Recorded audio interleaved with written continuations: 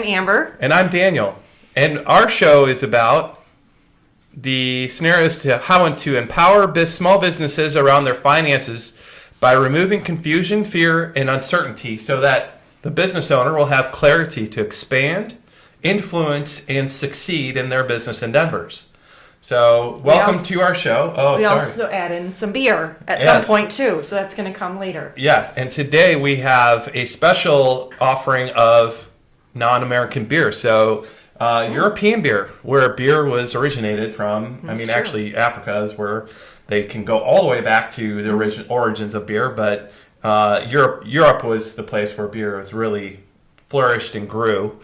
And we do have to say, if Amber was in a green screen scenario and it was a blue screen scenario, she would actually, you'd only see her head and arms today because her blue outfit blends into our screen here in the back, her wall. So today is about how organizing strategies can keep your business in order.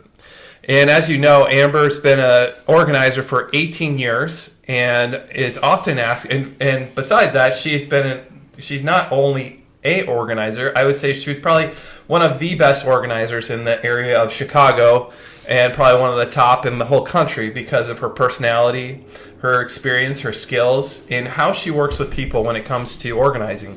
And as you know, like, organizing isn't just an act, it's an emotional process, and Amber knows how to get through those emotions. When we first started dating, she helped me significantly in this area. So hopefully today you can learn more about how she can help you organize in your bookkeeping and business situations, which is going to be very valuable to everybody that's watching today. It's information that is going to be very, very crucial to not only your business, but our business. This is how we run our operations. So, first question. So, what are some different business ways a business can organize their banking?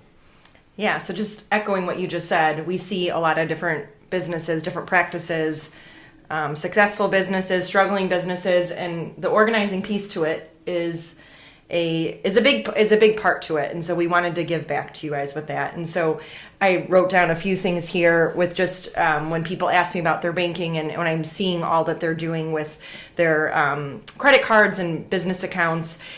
Keeping it simple with one bank and one checking account, one savings account, one credit card. I know some companies think more is better, and they're doing the profits first. I know we've researched that a little bit, profits first, with a lot of different checking accounts and savings accounts going on. And to me, it almost sometimes overcomplicates the small business that's actually struggling just to make a profit and get ahead. And so, not that I'm against that, and if you love profits first, we're not negative against profits first. It's a great program. What I would recommend, what I would recommend though is just one checking, one savings. Don't have multiple unless you're doing that program. And same with the credit card.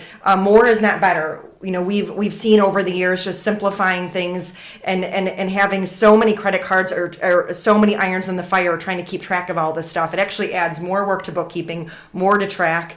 And we keep all of our banking and personal and business all in one bank, because guess what? Then we log on to one platform, one online banking, and we see it all. So we're not jumping between different screens and different passwords and usernames.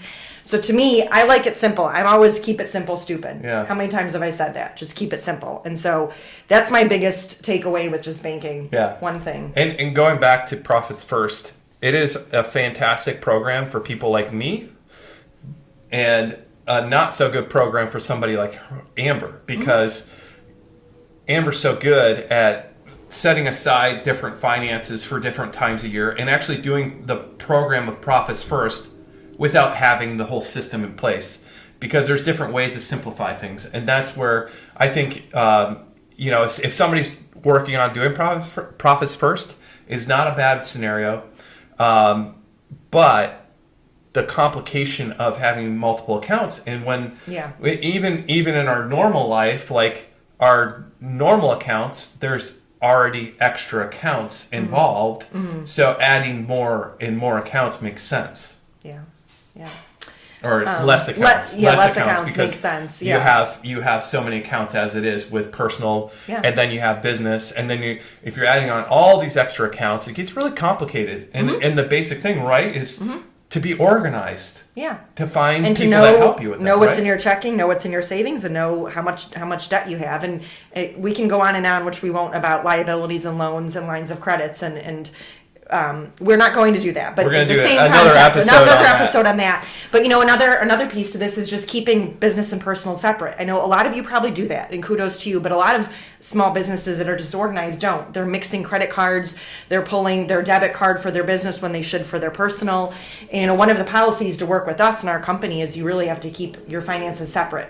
I don't want to see your PetSmart. I don't want to see your nails, right? If you get your nails done or... Right. And that bit, something I learned recently is the fact that if you commingle that information together, if you're mixing business with personal, that can create more liability issues for your business. So if you have an LLC and you're commingling your personal with your business, and you get sued for your business, they could eventually go after your personal, because if you're mixing the business with personal, they can say, well, this isn't a separate entity. Yeah. So it's dangerous to go in that aspect. I agree. And people ask me, what should I do then? I have a list here, Venmo, Amazon, Zelle, PayPal, all of those, you guys, all those platforms, all those apps, you can have your business and your personal, and you switch and toggle between them. I love the toggling features between all of those. When you're in Amazon shopping for your business or your personal, you just pick which card, right? Yeah. When you're in Zelle, when you're in Venmo, oh my goodness, don't get me started. I don't want you using Venmo, but if you have to, pick between business and personal. You can set up to toggle, and that's my biggest takeaway with banking. Yeah. And that's really what we want to impart to you guys. So great. That's good information, because even Zelle and the other options, I don't even know about that, but I do know that Amazon, you can select different aspects to PayPal too. I mean, all of you, if you're in those, you can add multiple platforms to them and cards to them. And different, so you have different accounts within those platforms. So it's just making sure that you just take the extra effort to select the right account. Yeah. And it's not that whole much that crazy amount of energy to get to that Seconds. point. It's the matter of being conscious. Yes, conscious. Thinking. You got it. And being aware. And you see how dorky I am. You guys, I label my credit cards in my wallet. He can testify to this. I love it. Is it organizing? Is it bookkeeping? Is it personal? So I have labels on my credit cards because I don't want to pull the wrong one. It makes it for a nightmare. Right.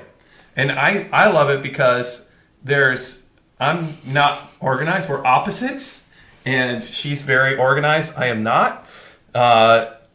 When I get into my wallet, I'm like, oh, sweet, here's the right card. Yeah. It's so nice. So you can even label them with a label maker. I wouldn't laugh. So, all right. Anyways, the next topic is digital information. So information on your computers, especially, we're just going to focus in on that. Yeah. So when you're working with on the business, what are some different programs or systems that you can use on your computer that you like to use for helping yourself being organized?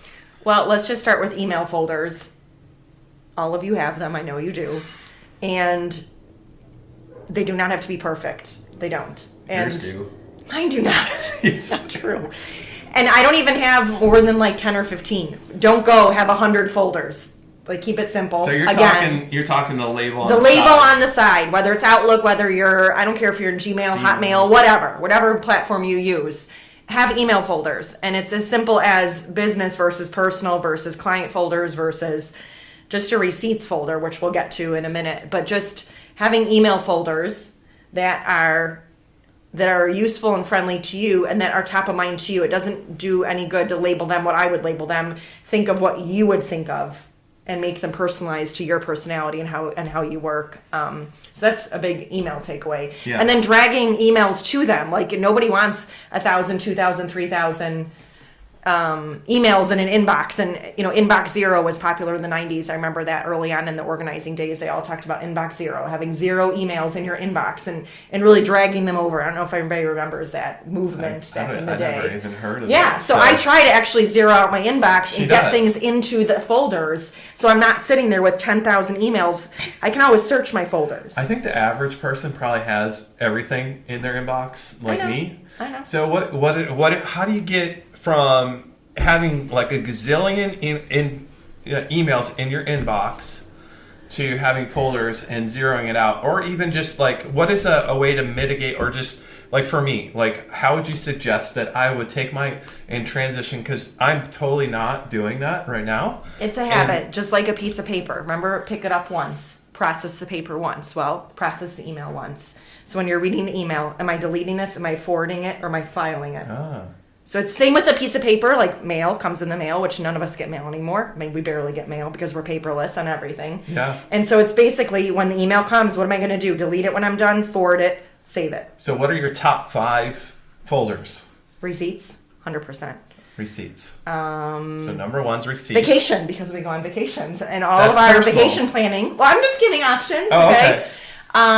For business, You can go on it could vacation be for business. No, for business, it could be like an open project that I'm getting a lot of emails for, and then I've got every single customer has a folder in our Okay. system.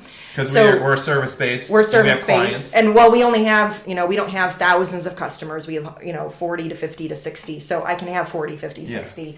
When we get over 100, we'll have to talk about that. But anyways, those are some examples. Okay. Yeah. So that's email. We have another one down here. For us, our platform, I don't love Google Drive. For you Googlers out there, I'm not a Google girl.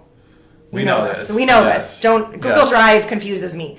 I like Dropbox. We've adapted Dropbox. So it's just every single, document we save is organized into Dropbox. And we've come up with a system where we drop things. And so we know where things go all the time. Yeah. And he'll be like, it's in Dropbox, it's under this folder, it's in Dropbox. And we have 10 main folders. We don't have 100. We've Yeah. got 10, and then it breaks down from there. Yeah. And we got that system from Pure Bookkeeping. I was just going to say pure bookkeeping. Yeah. Yeah, which we've talked about in season 1. Yeah. Maybe season 2 too. Episode. Not season. Oh my Season. goodness. That'd be Okay. great if we had seasons. Be like, come to our next season next year. If we're that exciting. Yeah, If you so- guys actually really want to watch our show that much. But we there's a even have million out there. seasons. Okay, but there's a million. There's Dropboxes. There's Google Drives. There's other. But get Yeah. one and commit to one. And this is what I always say with, even when I'm organizing residentially, commit and stay with it. Don't be jumping around and, some are in Google Drive, some are in Dropbox, some are on my hard drive, some are sitting in, OneDrive with Microsoft. Like, pick one and put it all together in one. So we're talking about habits and Habits. what do you know about habits and how to form habits? Well, you're the one that told me, 3 weeks it takes to form a habit? It's like a month? that. It's like 4 a weeks? month. Yeah, per habit. So just use one thing for 3 to 4 weeks. I will bet you maybe a beer that you will be hooked. Yeah. It's true. I'm being serious. If you really can, and same with the email pulling. Are you going to delete it, save it, or forward it on? I mean, it's got to be one of those. And that Same habit. the habit aspect, you get a month in, and psychologically they say it takes about a month to get that locked in. It doesn't mean that it just stays with you forever after that month. You still have to be persistent. You still have to work hard at it. Mm-hmm. You still have to put your energy into that habit for it to create results. And that's the big lie. I think that 30 days. Like I've been like, okay, I do this for 30 days and I'm good to go. No, It's not true. Not true, but you have to be consistent and just check yourself and keep going and keep the positive with it. And I'm fast. I don't like wasting time. Everybody knows that if you know me well, okay? So, but the microseconds it takes to drag an email, to delete an email, to file something, to pick the right folder, you guys, it's night and day. It makes for no stress versus tons of stress. Can't find anything. Where did I put that? Recreating the document, searching, wasting even more time. So it's if we all slow down, and I'm preaching to myself here too, if we all slow down and pull the right credit card out of the wallet, right? Yeah. Delete the email, drag the email, forward the email, whatever it may be. File it in the right folder in Dropbox. So this episode, seconds that matter. essentially It does. isn't about organizing. It's about habits, and it's about organizing. Pretty much comes down to the reality that it's habits.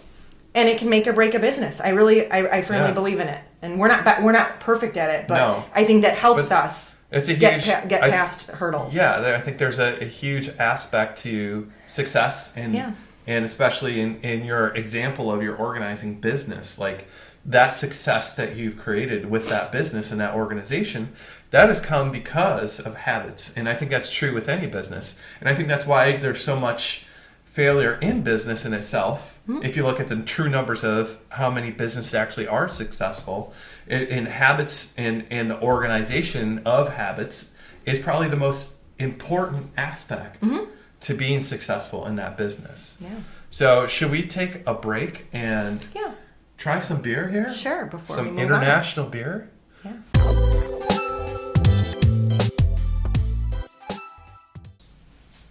All right. Beer number 1. It's beer time. So this is when I don't know what he's pouring. I don't know what he's bought. Okay, And we're going to try, taste, and talk about it and plug that beer company.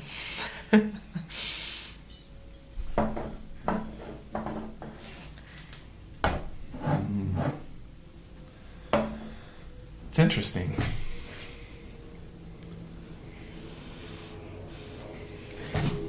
It's almost lemony. That's actually probably what you're probably right on with that. I'm just getting over a cold. It was not COVID, but my cold is restricting on my ability to smell. Very light. Pale. Pale. So what is this beer?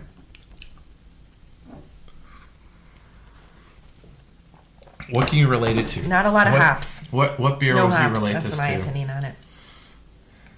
I don't know. What's the beer that you put some orange into? Oh, Blue Moon. Yeah, it's like an original wit beer. Oh. I don't even know how to say it. Hogarden. Hogarden? It's like Hogarden. This is a popular beer. This is not craft local brewery beer. No, Where's I this told from? you this is international. It's Belgian. Okay, Belgian. Okay. Okay. There we go. All right, beer number 2. So did you like that? It's okay. You didn't like that. Not happy enough. I think I like. German enough. How can it not be German enough? I don't know. I think I like Not that. awesome. I think I like Blue Moon better, to be honest, because of the smoothness and the complexity of Blue Moon. This is really good. I don't think I've ever had it before, to be honest. I can't look at your next bottle. I'm waiting patiently. Okay, this is going to be a little different. But, oh man, that looks good. So the Craft Brewing Conference is coming up in a few weeks in Minneapolis this year. And we are not going to be attending. But Dark. Red. it is pretty red. Oh, like molasses. I taste it. So, Very molassesy. which one is this? I So wouldn't this guess. is- Not internationally. This is a Dunkel. So it's another Bavarian beer. And they got Authentic Bavarian Dark. How do you even say that? Eidinger? I'm not gonna. It's from. Belgium. No, isn't that? Oh, sorry. No, Bavarian is southern Germany. Bavaria. Oh, sorry. I'm not German. I was like, why is he saying that? This is the flag from the Oktoberfest Bavarian. Oh, yeah. So this is southern, Bavaria, where it says a product of Germany. So it's where I don't always understand the South German accent. I'm more High German or North German. Oh, really? I didn't know that there's accents. different accents in Germany. So you can't understand I somebody? typically I don't understand people in southern Germany. So it'd be like somebody talking from Wisconsin to somebody talking from Texas? Yeah, I don't know. That's exactly how I describe it, but enough that sometimes it's too slurred or too mixed to hear it. Yeah. Do they talk faster, slower, or more just not pronunciated? No pronunciation. It's not clear pronunciation. So it's mumble. Yeah. It's like Minnesota mumbles. Whatever. Okay, we're gonna move on. From I that. know Minnesota mumbles. Again, I grew up in I'm not digging the Wisconsin. molasses. I'm glad that you got it, but Yeah, it's a good beer.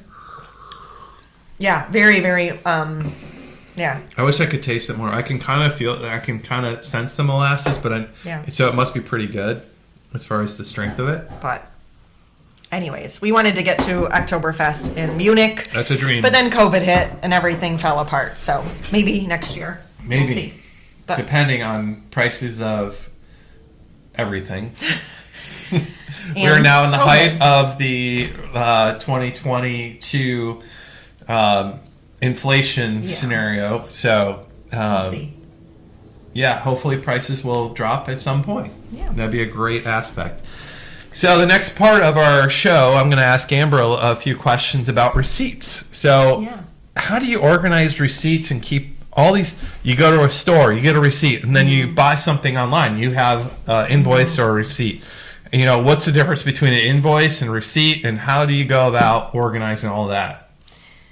Digital is our world, right? So as much as you can go digitally is what I would say. Meaning if you're standing in a store like Office Max, they're going to ask you, do you want it emailed or do you want it printed? Say email. If you're standing at Target buying file folders, which you shouldn't be because you're not filing paper because everything's digital. Whatever, you're buying ink for your printer, which hopefully you don't because you're not printing as much. But, whatever. If you're at a store, get it emailed if you can. And then, obviously, if you're buying things online or shopping online or purchasing things online, you will get emailed receipts. And again, drag your receipts into the receipt folder. And you can even set up inside QuickBooks a way to drop in your receipts. There's a receipt section on the app, or you can email to your QuickBooks the receipts and forward on emails, and it will drop into this holding tank where we match it up with your expenses.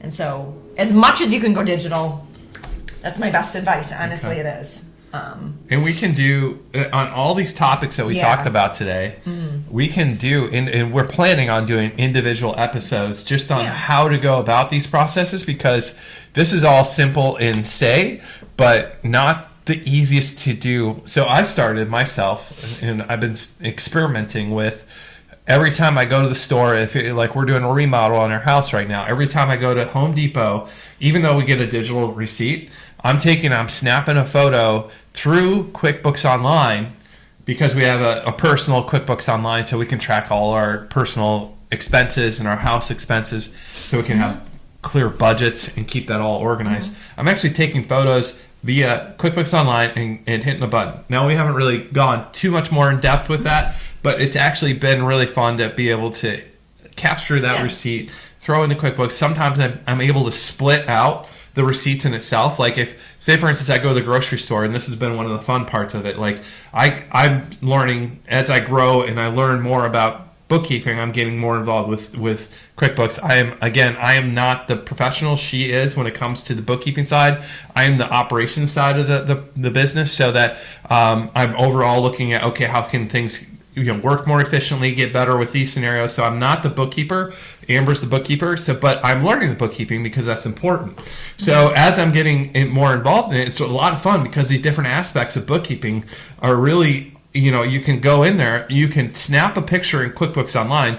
I can separate, okay, I went to Whole Foods, I bought coffee, I bought pet supplies. I can go there, I can split that out, separate it out right on spot. When I'm sitting in the car, and it's a habit thing, I'm taking a photo of that receipt, and I'm actually splitting that out right as it's being recorded into QuickBooks Online. And yes, we know groceries are not deductible, but we do it for budgeting. This is personal. Yeah. So we're just talking about, same concept goes with business. So snap the picture, get it into an email folder, get it into QuickBooks. It doesn't have to be QuickBooks receipts. It can be wherever you want to save them. Our policy is just save them, because if you ever get audited, we need them. Just like we're saving your bank statements for you on Dropbox. Every client gets saved in Dropbox. That's how we help with saving reports for you all, and balance sheets and profit and loss statements, which we'll get into in future episodes. But this is just the power of the digital world, and hopefully we gave you lots of ideas and tips to just maybe you do a lot of this, but maybe one nugget came today of how you can be a little bit more organized with your bookkeeping, and with your business, your small business, and how you look at banking and storing all this stuff. So, Great. Well, thank you for attending our third episode of Bookkeeping and Beer. We hope you've enjoyed this time with us. And if you have any specific questions about bookkeeping that you'd like to discuss, please leave us a message in the feed, or email me at daniel@ambersbookkeeping.com. Have a great day, and we'll talk to you next time.